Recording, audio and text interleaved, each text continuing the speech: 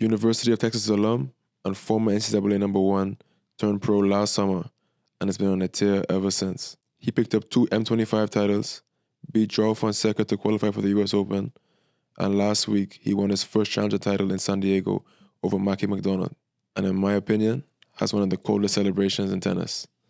Eliot Spizzirri, welcome to the changeover.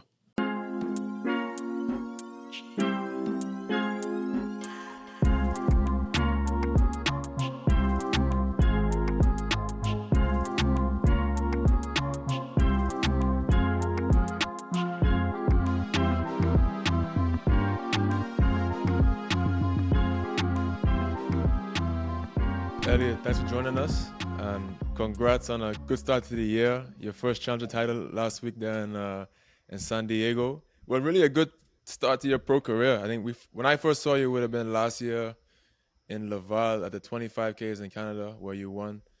Just kind of talk about the journey from finishing college and then turning pro and then kind of being on a tear ever since and kind of, I don't know, to wherever you are now, top 200. Yeah, it's been a crazy ride so far. It's been really enjoyable. I think, coming out of college, it was a big transition.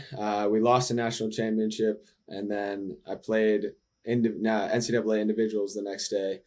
Lost that, and then Cleve, Harper, and I made a little run in doubles. And then I just took a load of time off to decompress. I mean, college tennis for me was so important, and I was so passionate and loved the team so much. And so I poured so much of my energy into that for 4.5 years. And so to switch gears and now become sort of the CEO of my own entity was a big change. I got to say, even when I would play professional events in the summers or in the fall during college, it was just different. You got to get used to not having your boys next to you, rallying you up and pushing you through those tough moments. And I wouldn't say it's less or more fun. It's just a totally different experience. And I think part of some of my early success right after I turned pro was just because I was playing free, in the sense that I was like, okay, I'm going to play for 3 to 5 years. I owe myself, this shot to give myself a chance and see where I end up, because I've dedicated so much of my life to tennis and sacrificed so much. And so I just sort of had this free will mindset of, okay, I don't know how long it's going to take. I don't know how good I'm going to get. And I don't know what the journey is going to be like, but I'm just going to take it week by week. And if it takes me 2 years to get through futures, or, takes me 3, whatever. And 2 months, I think whatever. I think honestly that made it a lot easier to play free at the beginning. And then also I've said this a couple of times to people, like when you lose 4-3 in the national championship, and that's the most meaningful thing to you in the world at the moment, and you come out of that a week later and you're in Austin and you're with your brothers and your best friends, and life's still pretty good and you guys can still have a laugh and play some tennis and enjoy it, then you kind of realize that no matter how poorly things go, life's going to be okay. And so I tried to really encompass that mindset in the beginning of my pro career. And of course, things change, pressures change, different environments and perspectives, but I feel like that's something that I will hopefully remember forever and can carry me even further. It's funny.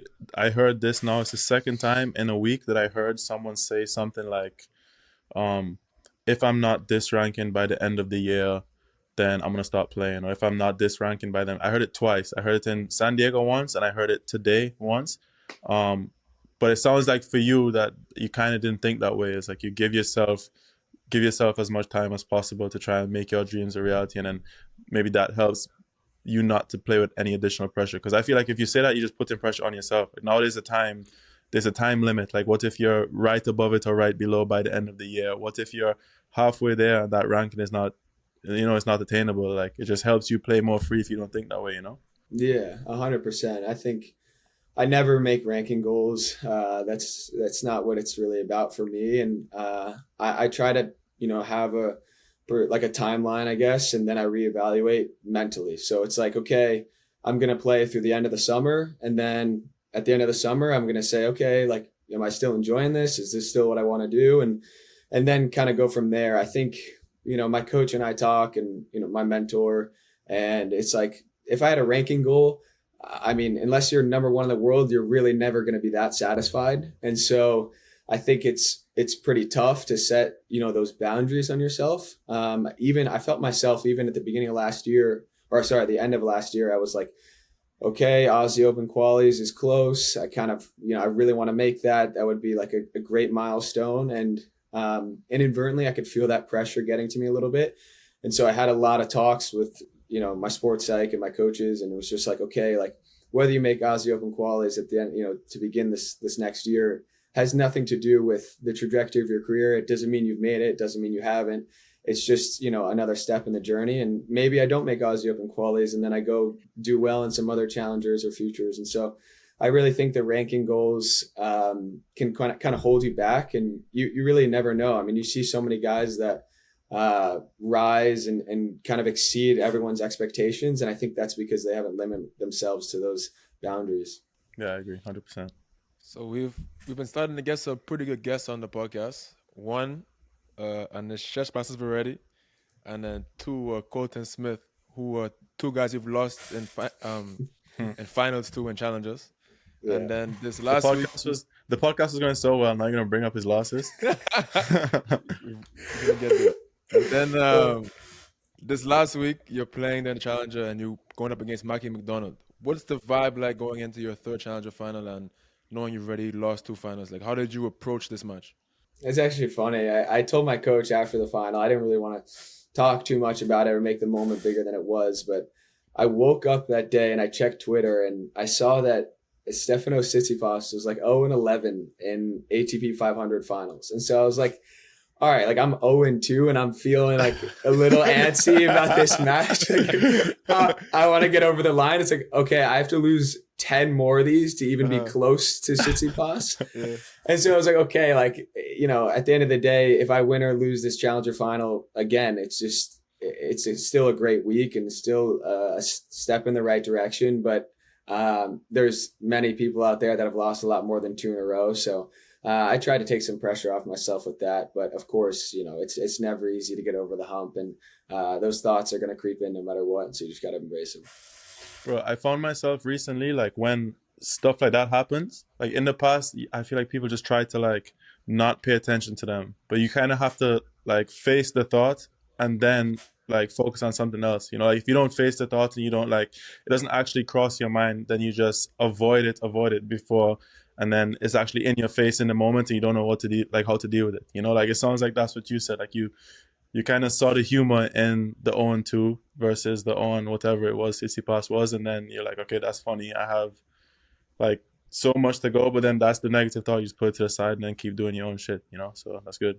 I mean, I think that's something my sports psych and I talk all the time about. It's like sometimes I'll have these thoughts and I'll go to her and I'll be like, why am I so screwed up? Like, how am I having that thought? And you think it's just you, but in reality, a lot of people are having those thoughts. And I think when I don't try to face those thoughts head on, I'm more so just like attacking myself and like, why am I thinking this? And then it kind of just snowballs instead of just like, okay, like this is me. I'm not going to change that much. I can, of course, change my perspective and change how I react to those thoughts. But the thoughts themselves, I think it's going to take a very, very long time to sort of rewire what comes up in certain moments. And so, yeah, I totally agree with you. I think the embracing route has proved to be a little bit more successful than the sort of deflect whatever you feel is coming, Exactly. Bro, I don't know you, but I've seen you play a couple of times now and you look crazy locked in. Like what is going through Eliot Spizzirri's mind point to point? Like how, like you're playing the final with Mackie and point to point, like what are you trying to focus on? And where does your mind go? I mean, my mind goes a million places. I think every match and every tournament and every, set, it just brings different challenges and sort of different thoughts, like we're saying. And it's just about, for me, it's about embracing all that. But to be honest, the thing that I, in the biggest moments, try to focus on is just like the next ball. And it sounds so simplistic, but it's, for me, when I'm playing my best tennis, I'm a proactive player. And it's like, okay, I'm I'm hitting this shot to get this shot, and kind of try to find ways to maneuver the point in my favor.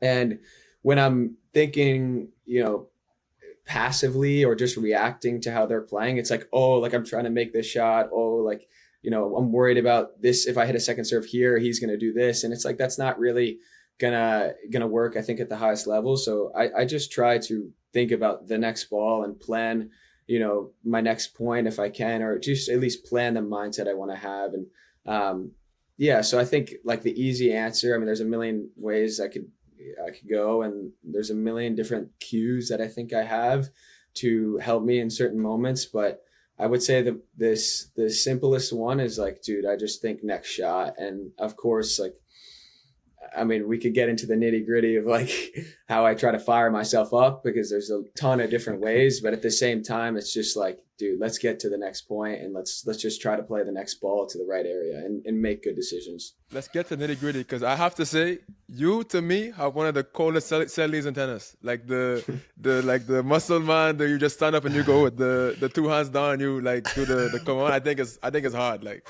Thanks, I don't think anyone talks about it. But how do you pump yourself up when things are going a little bit rough for you? Yeah, I mean, I don't know why. I don't, I can't pinpoint it, but I definitely have a chip on my shoulder and kind of this fire deep down inside that, I just want to be great. And I think that sort of fires me up. And whether that's pre-match and I'm listening to certain tunes that kind of ring a bell for me, and it's like, you just think about some of the people that doubted you, or some of the people that kind of put these restrictions on you when you were young. This man is Kobe Bryant or what? Yeah. I mean, I listen, I don't want to make it. The guy. I don't want to make it like a wall in his room with faces on it, like cutouts of. I don't want to make it like a big deal in the sense that there's not like a million people that have doubted me, and it's not like there's so much buzz, but it's just like I try to find like I'll make stuff up before the match about like the guy that I'm playing, and it's like, dude, if you do anything that pisses me off or anything that like maybe I don't respect, I'm gonna be thinking about that pretty hard, and in the biggest moments. I do at times in the last dance. You remember? Yeah, I mean, it's not out of lack of respect for the other players. It's more so I just know that gets me in the right mode, and it doesn't always have to be something about the guy across the net. That is sometimes when it's like I need the absolute most and I have nothing left. It's like, okay, if a certain way that you fist pump, or a certain come on, or a certain celebration that you did 6 months ago, if like that pissed me off, I'm gonna try to use it. But that's when I really, really need something. Of course, like at most moments it's like, okay, I have the internal drive to want to succeed, and I think deep down I just love competition, and so I think that that trumps most things when I'm going into a match. But when I have to get into, a certain mode, I will. Hey guys, quick break from the episode. The best way to support us is to like the video, subscribe to the channel, ring the notification bell so you don't miss any of the upcoming videos. Thanks for watching and enjoy the rest of the episode. So your memory is pretty good, right? It's okay. I mean, with certain things, yeah. I don't if you could ask me a score of one of my matches, like no chance. But if you could ask me like a scenario or vibe. So you're playing in Laval. You're playing against Taha Bari, which is funny because he watches this podcast. I love Taha, yeah. Yeah, you lost the first set, I remember. I was watching this match. But he had the home crowds on his side. Did you use that to kind of fire yourself up? Like kind of like F these people kind of thing? Or how did you kind of get fired up and like turn on there and then kind of flip the match? Yeah, I remember that match. I mean, that was tough. Taha is obviously a great player, but not I great mean, enough. yeah. Sorry, just kidding. No. I'm just kidding, Taha. I'm sorry, bro. I'm sorry. It's just one of those things where it's like, no matter who I'm playing or what scenario it is, I try to just tell myself that, like, if I'm down a set, like, it's not gonna, like, this can't happen. Like, let's compete. Let's make it a fight. And of course, when the crowd's not on your side, I've experienced that so much in college. I do enjoy being sort of like, the opposing player or the away team, if you want to, for lack of a better term. The bad guy, the villain. You don't mind. Yeah, I don't know about like the villain. I don't want I don't want any hard feelings or anything, but like I do like to shush the crowd, and I won't do this. Like I won't do any of that, but like I just want to do it in sort of my way and a calm demeanor. But I try to let my racket do the talking, and of course, like when the crowd's against me and a guy's playing well, I'll lose the first set, I'll go to the bathroom and I'll say some pretty interesting stuff in my head, and I'll go back out there and I'll fight, till the end. There's been some crazy instances in college where like college tennis is a bit different, where like, people are pretty rowdy and you can kind of do a lot more or get away with a lot more things. And a couple of times late in the season last year, I went to the bathroom in between set breaks, and I started screaming like some pretty crazy stuff at myself, just because like I love this team so much and I loved playing for those guys and I wanted to win so bad for them. And it was like, I'm currently losing for this team, and like, I can't, it's hard for me to wrap my head around at the time. And so I went to the bathroom and I started screaming at myself, and like so loud as I could, but like the doors were shut. And then I get out of the facility and like my coach comes and taps me on the shoulder right before I'm going out for the second set or third set, I can't remember. And he's like, you realize that like the fans on the other side of the facility just heard everything you just said. And I was like, no, like, please tell me they did it. And so like for the rest of the dual match, I'm just thinking to myself, like, this whole stadium thinks I'm a psychopath, and like I might be, but like, whatever. And I'm lucky enough I got it done. But yeah, sometimes it takes just, a crazy amount of internal drive and motivation. And sometimes you got to yell at yourself and get yourself out of your own way, because there's obviously, as you guys know, we're all players. There's demons that come up, and you got to fight them somehow.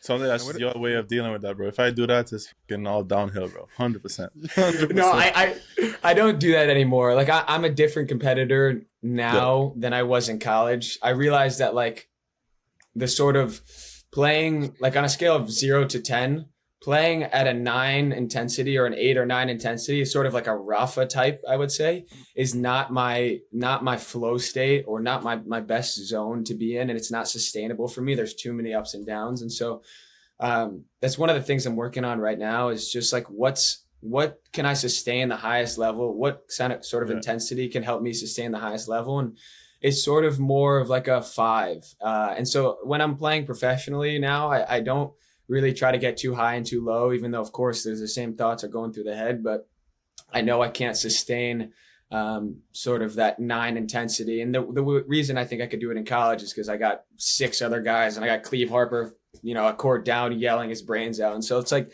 okay, like that's pretty easy to match. But when you're out there by yourself, I don't think it's sustainable. And so I'm trying to be a little bit more even keeled. Yeah, Jody either. There's a story. We were in Mexico at a 15K, and we were talking to our coach, and we were playing with the idea of, like you said, intensities and like what mood you're best in. So he decided to play a singles match, and the mood was to be a little bit angry, get chippy, be upset. so before the match, Jody doesn't actually see our coach, which he took a little bit personally, because it's like, you tell me to do all this shit, and then before the match, I don't even see you. So he took it personally. So he goes in the corner, he's already fuming. He's already at an 8 out of 10, 9 out of 10. I think he loses the first or the second point, and he cracked this. Right? No. It was first game. I got broken, and I did Broke the racket in the first game of the match. Oh, shit. But then I thought to myself, what a fucking idiot, bro. I'm breaking my racket at 1-0. I'm so pissed off. And then I broke. Yeah, I was embarrassed. That's like That's like when you went to the bathroom, you scream at yourself, and you come back out. That's the feeling I had at 1-0. When I broke the racket, I'm looking at myself, bro. I have 3 rackets in my bag. One's broken, and now I have 1 more fresh string. What am I doing? I don't have a contract. That's out of control, bro. That's out of control. Oh my god, bro! I haven't broken a racket since, actually. But that's honestly like taking it to the level you want it. You wanted to test it out, and you fully tested out the theory. Like you're like, figured it out. If I lose a game today, I'm breaking a racket. So. Yeah, exactly, 100%. And then I just reflected after the match. And I said, you know what? Like, this is not for me. Like, this way is not for me. I figured out now. I'm the kind of guy. I listen to some music. I just fucking enjoy myself. You know, we're not doing all that. Yeah, we're not doing all that. Yeah, with joy around here. But a shout out to Jody. He made his first Challenger semifinal last week in San Diego as well. Congrats, but bro. I wanted to highlight how crazy the structure is with points right now. So for doubles, at a 100 Challenger, if you lose first round, no points. You win.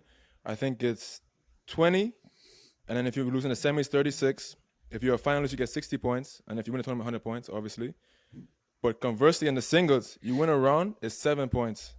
Losing the quarters, 14. Semifinalist gets 25, finalist 50, and winner 100. So like for me, it begs the question a little bit: how worth it is it for singles guys to really play challengers when you have to beat a handful of guys who are top 250, 300 to get what seems like 25K points unless you win the tournament and make finals? Like how much does that play into your mind at all when it comes to scheduling? Yeah, I might be a little bit different in the sense that I really I barely check my ranking. I don't know any of the points distributions for tournaments. Of course, I know you get 100 points or winning 125. Guy only deals in winning. Guy only deals in winning. 0. No, I just got this. Nah. It's definitely not. It's honestly because I just can protect. It's something that I can protect my mind from thinking about. I just know that I know guys that think about it way too much, and it can get in your head. And it's like, okay, if I get to the quarters this week, it's kind of similar to the ranking goals. It's like if I get to the quarters this week, then I'm ranked this, and I'll get into this event. It's like for me, it's just so much more about the level, and if I have the level, I'm gonna make it. If I don't, I don't. It's just of course I think I'm kind of more of a believer of like I know I love traveling more than I thought I would on tour. I didn't love it as much as a junior, but if there's tournaments in the States, like whether it's a 75K Challenger or a 25K, I'm gonna go play those tournaments to the States. Like if you can't win in the US, I mean, of course the tournaments are strong, but like that's where I'm going to feel the most comfortable. And if I can't win here, then I need to get better and I just need to improve my level. And so I don't necessarily look at it at a point breakdown basis, but at the same time, I understand that it takes a lot. It takes finals and champion weeks. Like it's really hard to climb up the ranks unless you win finals. Really, I mean, there's a lot of tournaments where if you don't win the tournament, you lose in the final. It still doesn't do that much for you. So I understand, like, once you get into the top 100, I understand guys saying like it's harder to fall out because you win 1 or 2 rounds at a couple of tournaments and it kind of keeps you in that top 100. I think it's very similar for doubles. So it's maybe really hard to crack in and a little bit easier to stay than people think. But at the same time, it's like, dude, if your level's top 80 consistently for a year, you're going to get there at some point. And I don't think the level of tournament over time will be too much of a factor. I think short term that stuff is difficult, of course, but you gotta think long term.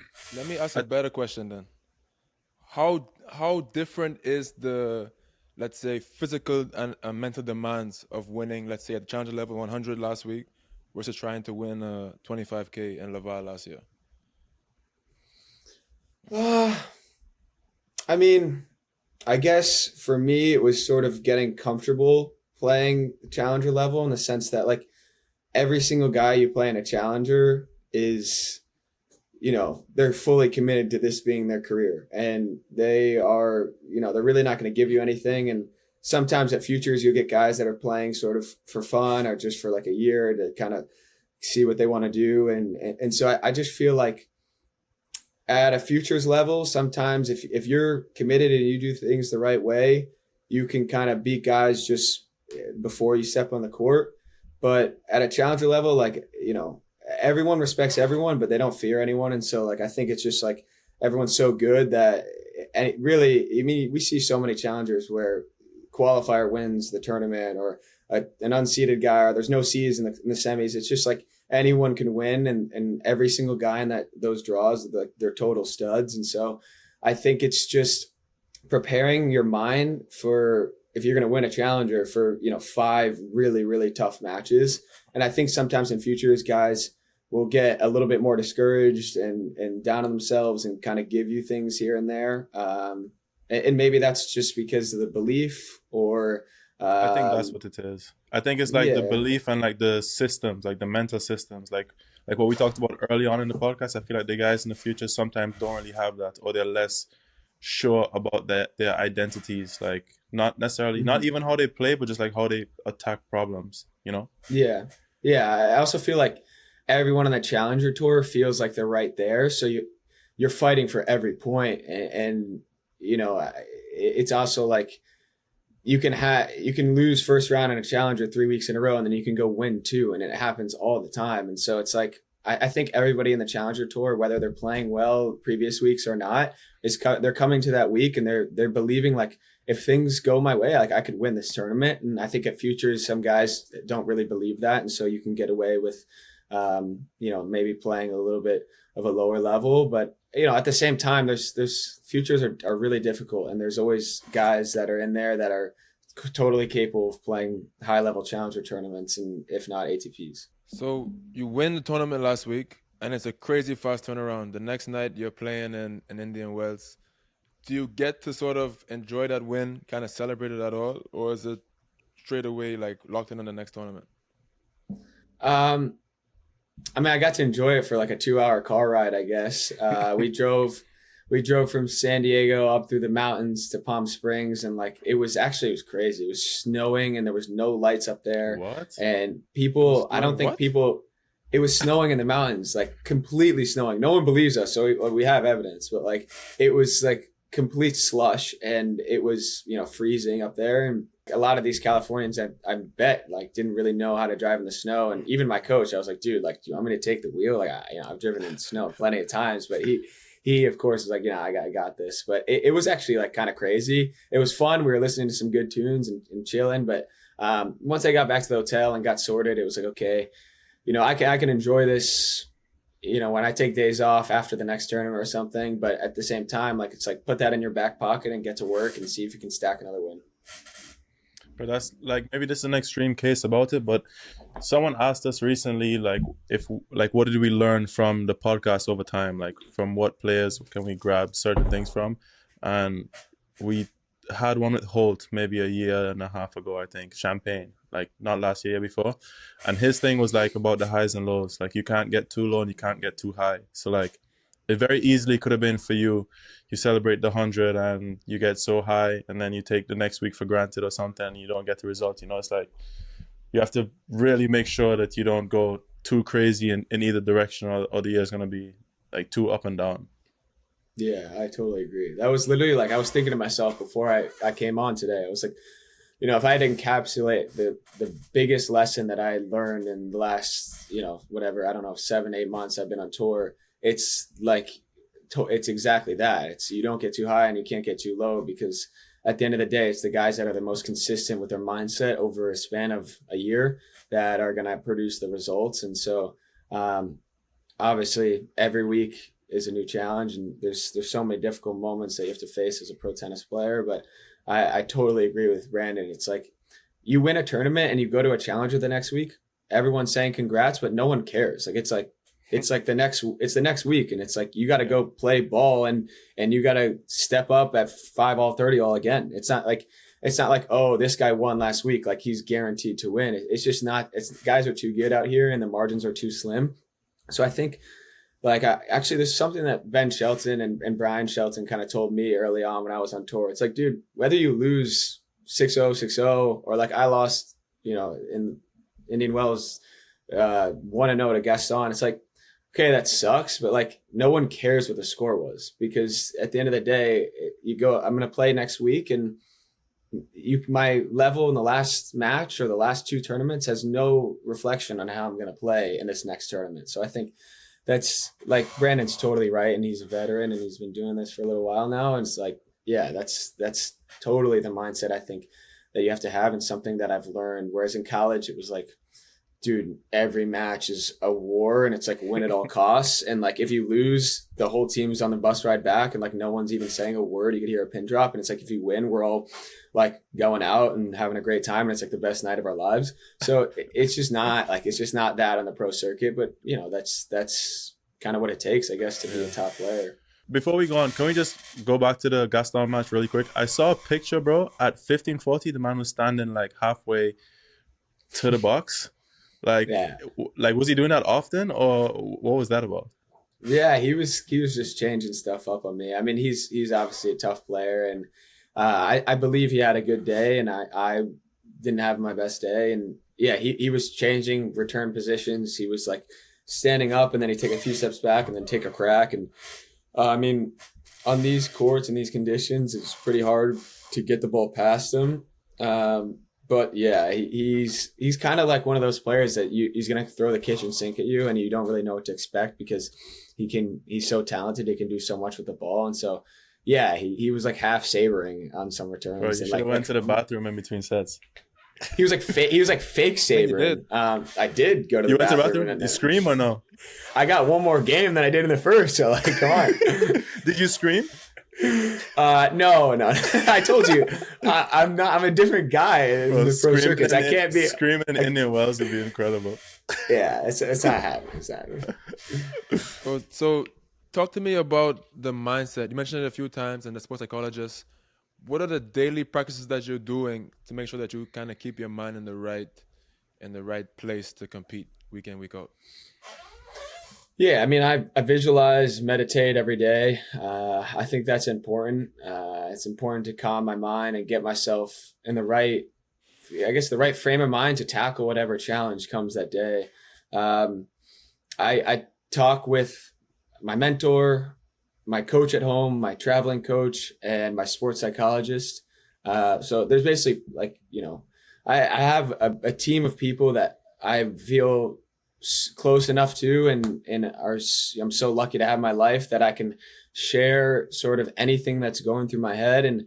And I just have so much belief in this group of people that no matter what problem arises or what I'm feeling that day or what kind of pressure or maybe expectation, I have the tools through, you know, what I've learned and through their experience to tackle it head on. But man, I mean, I guess between like meditation and visualization and a couple other things, I try to enjoy every day out here on tour. I mean, there's so many people that I'm friends with at home. You know, I have a twin brother who's still in college, and I have so many people that just are kind of in awe that this is like what I do for a living, and this is my career. And it's hard to kind of feel that when you're in it. But I know if I, you know, quit tomorrow and was working at a bank, like I would feel the same thing, like how lucky you are to travel to new places and play tennis for a living. So I'm just really trying to enjoy it as long as it lasts. And another thing that sort of the biggest piece of it all that I didn't really believe until recently, or I don't know if I didn't believe, I hadn't opened my eyes to it, is I really have started to kind of hone in on the idea that I think everything happens for a reason. And so that frees me up a lot, where it's like, you know, you lose, like if I lost that challenger final, you know, I had match points in that 5-3 game, and I was down break points serving for it. And it's like right before I stepped up to the line for that break point, when I was serving for the match, I was just like, dude, like if I get broken and I lose this final, like it literally happened for a reason, and it'll make me stronger in the future. And the next time I'm in a moment like that, I'll be more equipped to handle those pressures. And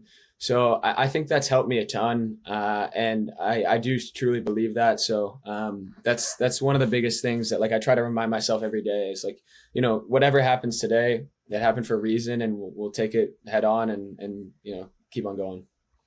But it's very similar to like a religious person, like a person who like is very religious, and you know, everything in God's timing, it takes all the pressure away from you. Like like you said about that challenger final, like if you're I don't know. I think it was because of my conversation with Taha that he felt this way too. That's one of the things that he felt differently in his game when he became like a man of faith. He said he felt like way less pressure because it's supposed to happen. Like, this is supposed to happen, and now it's not in his control anymore. He just does his best, and then if he wins, he wins. He doesn't, he doesn't. But like, it takes a lot of pressure away. So yeah, that's pretty cool. Yeah, it's interesting. I'm not honestly like a religious guy, and I think I'm very interested in religion and sort of just everything around it. And I have a lot of friends that are deeply religious, but I do believe in some higher power. And I think like no matter what, there's something in store for everyone. So I just try to keep, that optimistic mindset that no matter what happens, there's something, there's light at the end of the tunnel, I guess you could say. What's the word there, Justin? What's the word? We talked about in Colton's episode. No, bro. In Colton's episode, when he believe in something, but agnostic, and then the other one is some other shit. Yeah, this man doesn't even listen to his own fucking podcast. Crazy. I was there, bro. I was there. I came to. It's funny. I had a similar thing starting this year. I've had a lot of injuries, so I've been in and out, and it's easy to like start to think that things are either good or bad. And one of my favorite rappers, he was. Instead of song, he says it, but then he's also in an interview I was watching, and he was saying that he's been practicing that everything is as it should be. And I took it to heart. Like, nothing's either good or bad. It's just what it is. And it's leading to whatever it's supposed to be, because everything is as it should be already. So I think that's an interesting concept, and I think it's funny that you said that, and then Jody said that with Taha. Everybody's having the same kind of thinking. Yeah, just things just how they are. But that being said, I want to make you say some things that are good or bad right now with the over and underrated segment. I don't know if you've seen the podcast before, but I'm going to give you a topic. You're going to tell me if it's over or underrated, and we'll discuss. Okay. So, first one, Joao Fonseca, over or underrated? That's crazy. That's crazy. I'll put some context to it for the listeners. So last year in the last round of Open Qualies, Mr. Spizziri here sent Fonseca home in a tight 3-set match to qualify for the US Open. And it's a bit tongue in cheek. I'm playing a little bit, but just what was that match like, and just how do you view him and his game? Okay, there's more hype around him than probably any other player right now. So it's hard to say he's underrated, but I'm gonna say a part of him that people may not know is underrated. So I'm saying Joao Fonseca is underrated, I guess. Media train like crazy. Yeah, he's doing great. He's doing great. IMG's doing a good job over there, bro. Yeah, he has a publicist on the team. I speak to my mental coach, my family, my mental. He left one person out, yeah. My publicist. The PR team. All right, go for it. Underrated Fonseca. Yeah. No, I mean, first of all, he visited Texas. I actually was playing a tournament that week, so I didn't get to visit him. But all the guys on the team said he was a first-class kid and had a ton of fun and was like a total joy to be around, and no ego, super humble. And then I had my first experience meeting him at the Open that year, and we hit before we actually played that match. We hit, and his coach has become decently close to my coach, and they talk from time to time, and they're just like a great team and great people. But I mean, when I won that match and I went to the net, I think he was 17 years old at the time. And, I'm Selly, kind of, by the way, the same Selly when he won, he held it. I obviously was, like already before the match was over, like I was just in awe of this kid and how talented he was and how much firepower and grit and tenacity, whatever you want to call it, he has. And so when I got to the net, I was just like, like amazing playing. And he like, kind of spoke over me and was like, dude, like it's your time, like amazing match, like so, unbelievable what you're doing. And there's so much respect for you. And I'm going to be cheering you on the rest of the way. And I was just like, dude, like this is probably the hardest moment of his career so far. Maybe, I don't know.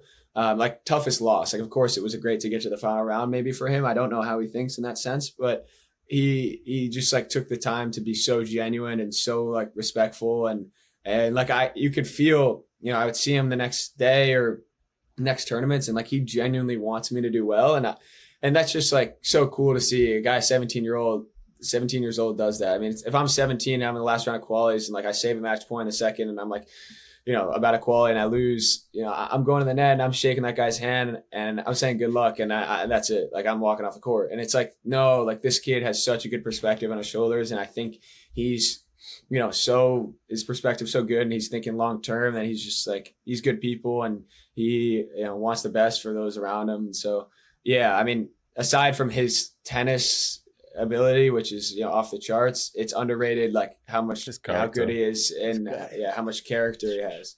The guy dodged that question so good, man. I respect it. I respect it. Well said. The next one I have for you.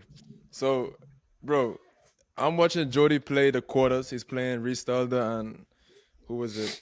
Patrick, whatever. yeah. And then I see. Yeah, we were playing next to them, I think. Yeah, halfway through the match, I see Spizziri on the court next to him warming up or hitting. It's like a pre-match hit, no? You're hitting with I assume you're with the doubles partner. Yeah. And this hit is going on for time, bro. I'm thinking this guy just won in 3 sets this morning and he's hitting and this is a long-ass hit. I'm thinking to myself, like, how can this guy be hitting so long before a doubles match after a 3-set singles match? So I want to ask you, the pre-match hit, is it over or underrated? Overrated. So why were you on the court for an hour between matches? I wasn't on the court for an hour. Like, I don't know if it just felt like it. Maybe it felt like an hour for you watching. I don't know. We actually played, I think, on that court. So like maybe you saw that we were still playing. And you thought we were hitting. Okay. Yeah. Okay. But honestly, I just do that. So if I play a singles match and I have a doubles match later that day, I will hit pretty close to the doubles match. And this is just for the sake of my wrists. I've had surgery on both my wrists. And if I just do a dynamic warm up and kind of a few racket swings, my wrist is not like it's too stiff usually after a long singles match. And so I have to do that to get warm for doubles and make sure my wrists are like ready to volley and they feel loose enough to play. But at the same time, I don't, if it wasn't for my wrist problems, I think at my age and after I've hit this many balls in my career, I think hitting too much, and it's something that I've learned. I used to be a psycho. In college, I was a psycho. I would hit until I feel good. And it was like, dude, more hours, the kind of Kobe mindset. Like, I'm just going to outwork people. And it's like, at a certain point in tennis, it's really tough to do that. And I think you have to find creative ways because it's so taxing on the body. But if it wasn't for my wrist problems, dude, I would not be hitting. And I have prioritized that in my professional career, I guess. And that's something that I've learned. And I'm fighting myself because you fight the doubt and sort of like the feel the need to like go out and work on something when you lose or go kind of correct and quote unquote feel good. But that's something that I've had to deal with. And for me right now, it's more about feeling fresh mentally and physically going into tournaments. Of course, that's kind of just an exception. Like you just saw me, I have to do that because of my wrist. So, but I do think it's overrated. Yeah. I'm stringing up my racket using my Pro Stringer. I've had this machine for 4 or 5 years now. The Pro Stringer is a portable stringing machine. It's very durable. It's accurate. I never have any issues with the tension being incorrect and stuff. It's easy for me to know what to expect from the racket. And we at the Changeover actually have a partnership with Pro Stringer. So if you'd like to go and purchase one, you can go to the website and you get to save $100 off a brand new Pro Stringer when you use our discount code CHANGEOVER in the checkout. So if you're interested in a portable stringing device, I highly recommend this machine. Saves a lot of money in stringing fees. And like I said, I take it everywhere I go and string all of my rackets on this machine. So with all the issues that people are having with the balls and whatever, how do you justify playing singles and doubles then? In terms of like prioritizing your health? He just wants to win everything. He just wants it all. Yeah. I'm not going to lie. You won doubles last week too, no? In San Diego? Yeah, he did. We did. Yeah, my a lot of people, like my coaches and people around me are like kind of telling me I got to stop playing doubles. The thing is, I actually love it. And I think it helps my singles game so much.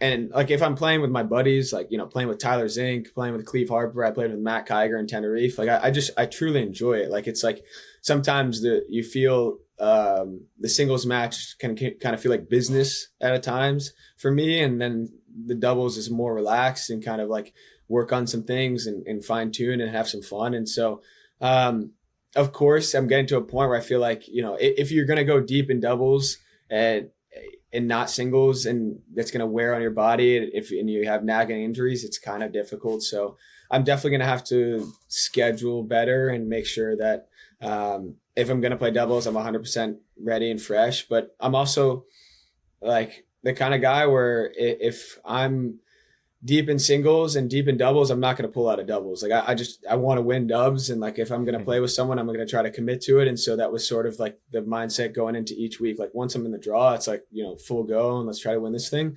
But at the same time, I do have to be smart with kind of how much I'm playing and how much it's taxing my body. With the 2 wrist surgeries, what is your like recovery like post matches? Like how are you taking care of the body to make sure that you're good to go day in and day out? Yeah, I mean, I don't do anything crazy. If the resources are there, of course, I'll use a nice tub and maybe some Normatec boots. But yeah, I mean, after a long match, I'll get on the bike for a while and stretch for 20, 30 minutes, and then try to see the physio if the physio is available. I do with the wrist. I get a lot of work done on my forearms and my shoulder just to alleviate some of that pressure off the tendons. But yeah, it's nothing crazy. I don't have any like strict routines. I just try to. Once the matches are over, I try to relax and take my mind off tennis, and I feel like that helps a lot. And the last wrist-related question was, I was watching an interview of yours, and you played a year in college with just a slice backhand because of the left wrist. How did that sort of affect your game going forward? Did you develop any new strengths or any new skills? Yeah, I mean, I think it's kind of just a product of like the environment or like sort of the circumstance, in the sense that I only had a slice for, about, I guess, a year of college. And just because you lose your backhand, I feel like naturally your forehand just becomes better. And it was kind of in the sense that like when I got a forehand, I just knew I had to hit it. Like that was my chance to kind of take control of the point. So I felt like in that time, one, I learned a different way of winning points, and I learned how to kind of make guys uncomfortable with sort of like angles and like different types of chips. And it made me think a lot more of like I was saying earlier in the podcast, like proactive tennis. And it's like, okay, I'm going to hit this slice here. And so he's going to have to lift, and then I'll find a forehand and I can crush it. And so I felt like it just taught me how to think through the game. I think, I play a lot on instinct, and during this period, I had to sort of think my way through matches a little bit more. But I do think, yeah, it definitely improved my continental skills, slice, and like, I had to come in and volley a little bit more. I had to use the slice lob a ton, and inadvertently it also made my forehand better because I knew that was sort of the only weapon I had. Bro, can I ask a question about, excuse me, about Texas? Like, maybe I'm wrong, but I feel like everyone who plays for Texas has a sick like serve on first ball. Is that something you guys work on a lot, or is that just like it just happens? Like I feel like everyone just serving first balls the shit out of their opponents. I mean, I don't know. We don't necessarily like harp on it every day. My coach for 3.5 of my years, Brandon Wagner, he was our assistant, and he recruited me to USF actually. Oh, okay, yeah.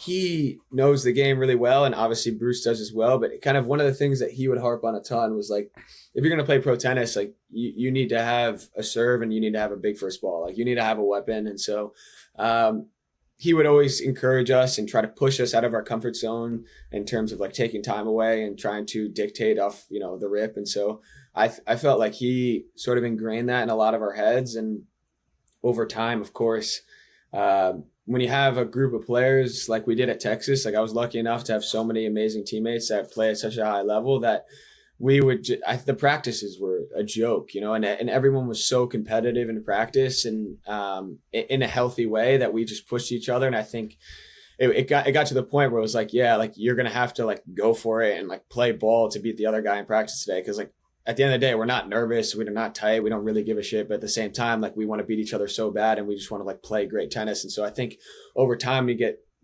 a group of guys that are playing at that level and that competitive, it just, the level naturally rises. That's great. Speaking of Texas, over or underrated 6th Street in Austin?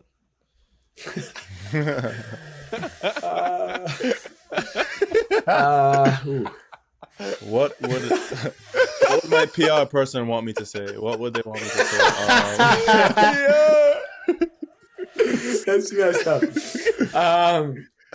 Let me ask you a different way. Okay, honestly, Okay. I mean, underrated. Like, dude, I've had some of the best nights in my life. Like, it's people underrated in the sense that like people don't give Austin the respect that it deserves. Like, it's my favorite city in the world. I mean, New York's close for me just because I'm from I think Connecticut. you're doing that thing again where things are personal. I think people always say that Austin is a great city. Like, I've heard nobody say Austin isn't a good city, dog. I've heard everybody say, there is. I love Trust Austin. I'm thinking of one person that told me Austin's not a great city. No, honestly, like, I mean, people, because, dude, everyone. All these people. No, this is what I'm gonna say. I'm gonna say, people wherever they go to college, like they tell you how great the nightlife is and the scene and how like fun the parties were, and it's like I'm just like, yeah, like sure, like it was nothing like Texas. Like Austin, downtown Austin is crazy, man. Like you can get what I mean, you can see now. No. You can like kind of not get whatever you want in the sense that you can. There's so many things to do. Like you can find whatever scene. Oh my word. You can find whatever scene you want to be a part of in Austin, and it's genres, different genres of music. Yes, Comedy, stand-up comedy. Yeah, stand-up comedy. Joe Rogan, yo. Yeah. There's something for everyone in Austin, and I think until you've experienced 6th Street properly, like you have a people that have lived there that take you out. You can't say it's not the best. Okay. Let's schedule the training block, Justin. Yeah, for sure. And so you would agree then with Colo Monsi and Gabriel Diallo that team bonding, the best team bonding is a night out, or no? I wouldn't agree that it's the best. Okay. I think it's great. Yeah, I think there's plenty of other ways to team bond that has a positive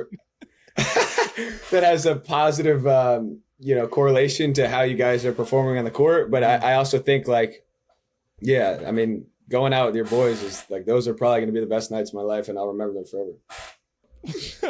So this off season, I think you changed the serve a bit, no? Mm-hmm. I'm pretty sure last year I saw you were stepping up, and then this year you came into it with a platform. What was the reason for that change? Yeah, I mean, basically there was a few things in my serve that I've been kind of doing for a while that have been causing stress on my bicep and my back, and so it was more so like for the sake of injury prevention. Also, like of course I want to improve my serve, but I'm basically trying to improve my power line. Like when I was hitting my serve with a step up, I was so like turned left, I guess, and using so much lower back and so much shoulder instead of it being sort of like a free flowing motion. And so with the platform, my power line's a little better. It's such a work in progress, man. It's like the hardest thing for me is changing technique on my serve. It's always been. And so, we're constantly trying to figure that out. But, I actually was just hitting a couple of platform serves one day to feel like a straighter alignment, and my coach was like, dude, that actually like looks a lot better, and I thought it felt pretty good. And so I don't know if like I'll ever go back. Maybe I will, maybe I won't, but I think for now it's trying to obviously protect my body and also try to get the alignment in the right way so I can get the easiest power and have less stress on my body. So do you believe that, like, because coaches say this a lot, that the older someone gets, the harder it is to change technique? Do you believe that, or like do you think that's like, how accurate do you think that is? Because like the more podcasts we do is the more adjustments I hear pros are making, and we're not having young pros on. Like I'm sure we have, or we will, but like many of the pros that we've had are not younger pros. So like, I don't know. I feel like a lot of guys are making adjustments later on in their career, and it's working. So yeah, I mean, I think it's tough, maybe a little tough when you're older because you have so many reps and the muscle memory is so ingrained. But I also have felt like some people are just naturally better at like I have buddies that I'll show them a video of a player and like you see a Medvedev serve or a Zverev serve and and they'll just step up to the line and it'll look just like that. And it'll be like a perfect imitation. And if you ask me to go like imitate a player, I'm going to go up there and I'm going to feel like I'm doing Fed and I'm going to just do my serve. Like it's not going to look any different.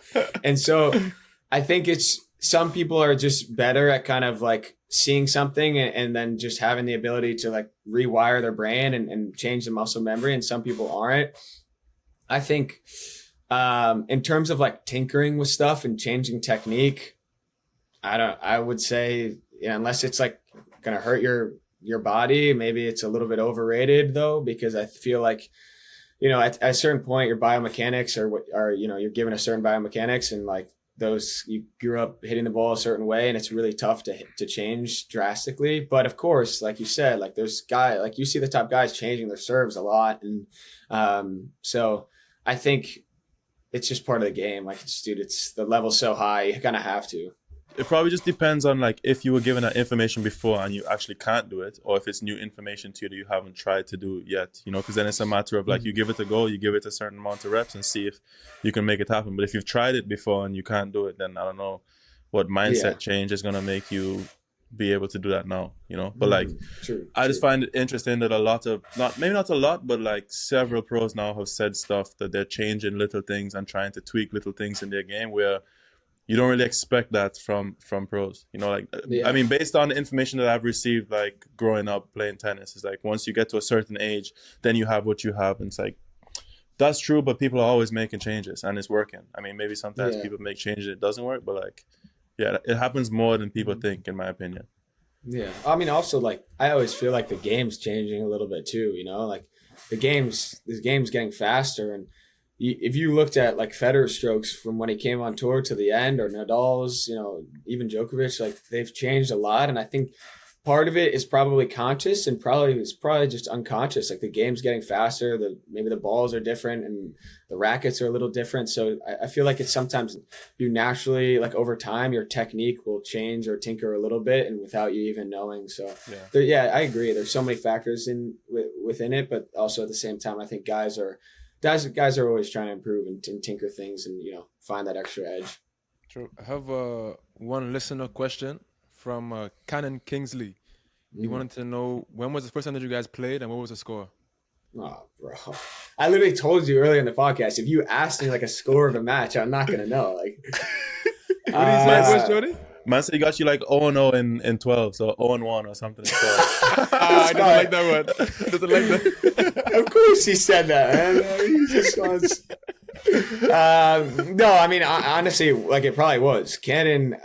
I remember showing up to like a 12 nationals and like this guy's veins in his calves are popping so far out. I was like, bro, like this guy's 10 times stronger than me. Like, how do you expect me to beat this guy? And like, he's a man. Yeah. Like, this guy's a total man and his calves are 10 times bigger than mine. And so I was just like, Cannon was so tough and he still is so tough. But I mean, I was also not a great junior. So I took a lot of beatings, like for sure. But he had a more serious one where he said he wanted you to talk a little bit about your coach at home. He said you're the same coach since you've been a little boy. So kind of talk about his role in your team today and kind of what it was growing up. Yeah. The club I played at, when I was around 8 years old, I was introduced to Patrick, and his name's Patrick Hirsch. And he's been my coach ever since. I know he'll probably always be, my coach and a part of the team. I guess from 8 to like 12 or 11, I worked with him at the club. And then I think when I was like 13 or something around there, we worked privately till the end of my junior's career until I went to college. And so, I mean, yeah, the guy's like, his second father to me. I probably spent more time with Pat than I have with anyone else in the world. And,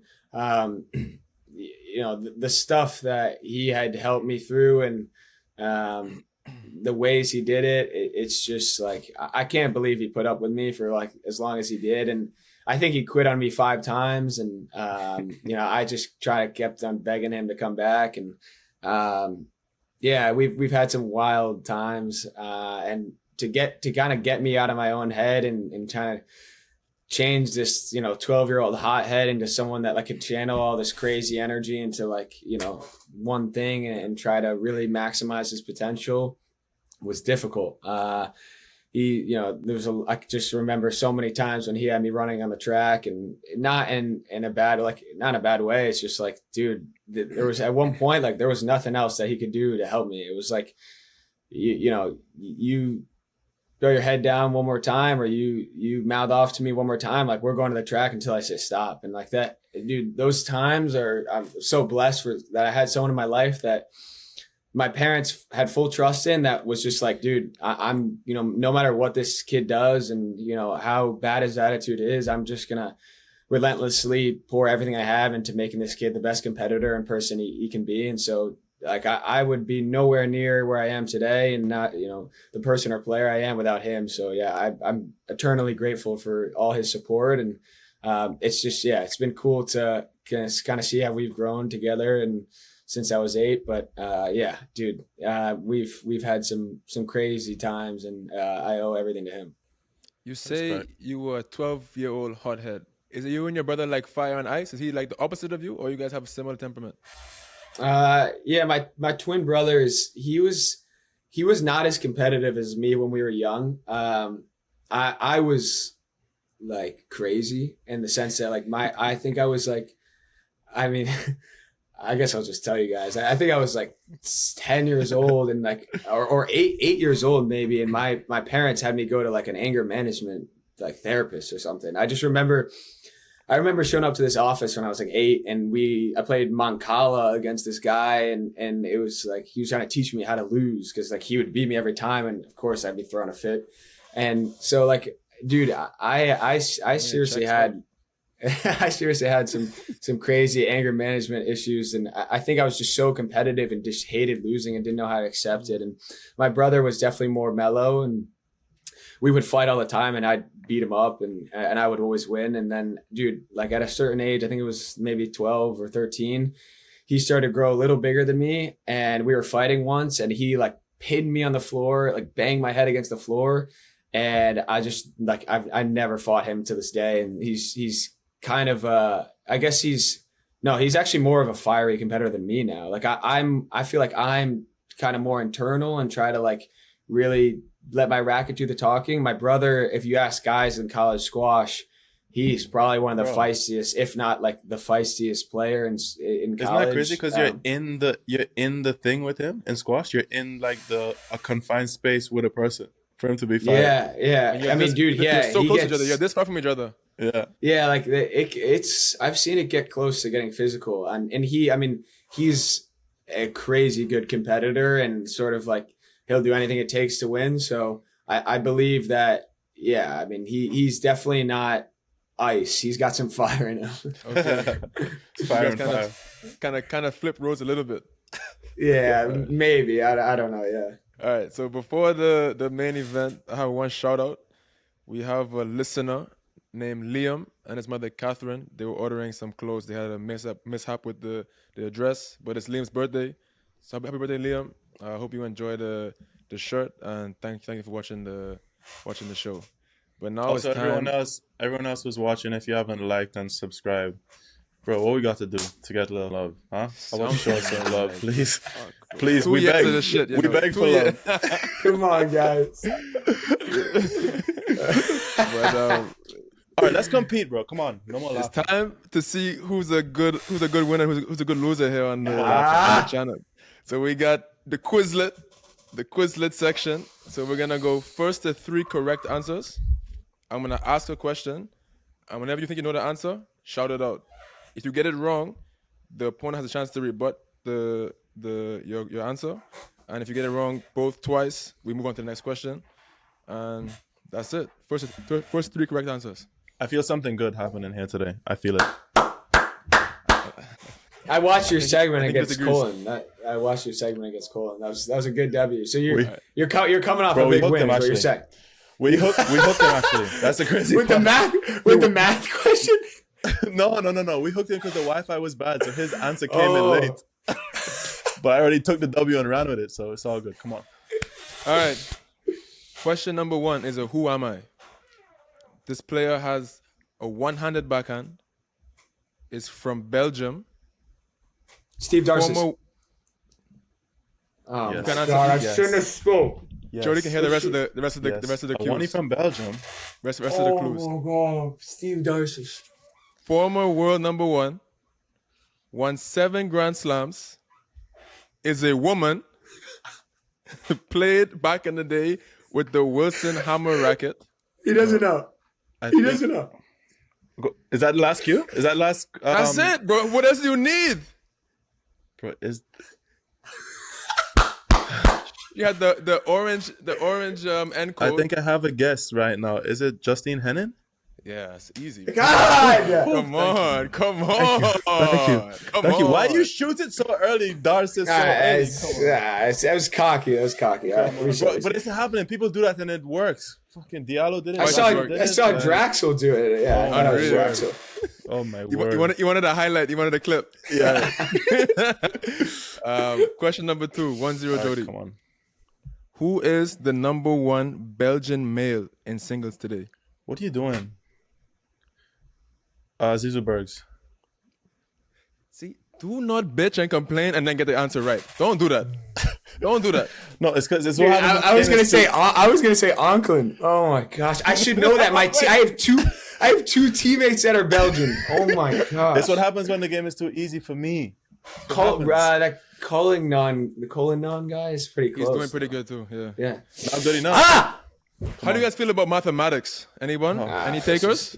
Shocked, bro. Shocked. What is half of 96? Caller. Hello. 96.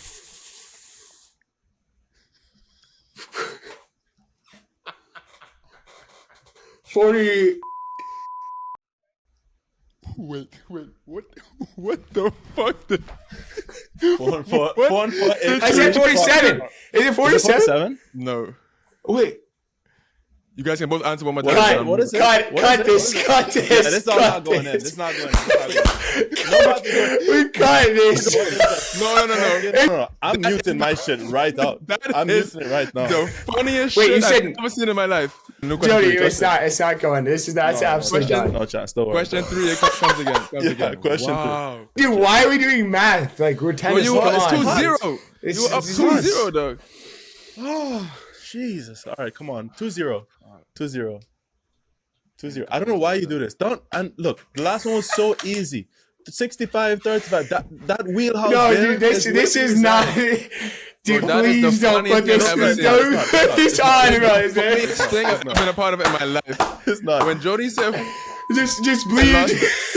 But guess what? Just Guess what? bleep out the whole question. You can Guess keep what? everything else. Just bleep out the whole No, question, that's bro. all gone. Guess what? Listen, I will deny this till I die. Till I die, I will deny this. wow. All right, come on. Next question, bro. 2-0. I gotta get on the board. Get on the board. Guys, we had Wi-Fi right, connection come on. issues just now. Sorry, we had Wi-Fi issues. Come on. That's cap, but that's all right. Finish the lyric. Oh my Finish the gosh. lyric. You listen to rap? You listen He's to rap? gonna win, Spizziri? Jody. I gotta give him a No, I'm not, dude. I'm not. I mean, a little bit, but not much. Oh, yeah, yo. He's lying. All right. He's Tennis lying. Look at question. his face. He's Tennis lying. question. Okay, Not even tennis come on. question. All right. Fuck. Okay. Listen, it's okay if I win the game. True or It's okay. false? Yeah, he doesn't want you to win so bad, bro. I hate. Come on, at least give me a after chance. At least give me a chance. Give me a chance. Okay. True. No, fuck that. Who is the only Canadian male tennis player in the top 20? Felix.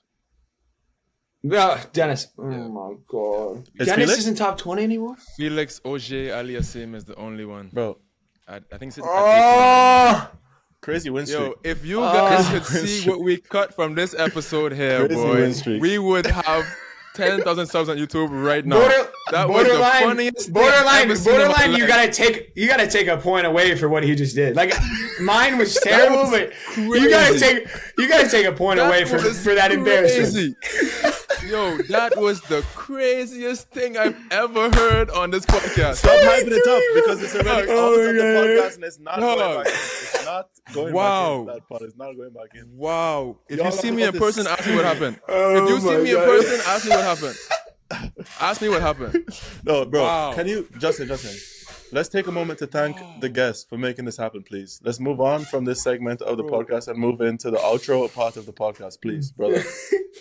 Eliot Spizzirri, it's been a pleasure, my brother. Nice to meet you. Congrats on all the success. Thanks for taking the time today on your off day in Indian Wells. Man, you've been doing a really good job out there on the tour, and just keep it up, stay healthy, and man, just thanks for joining us today.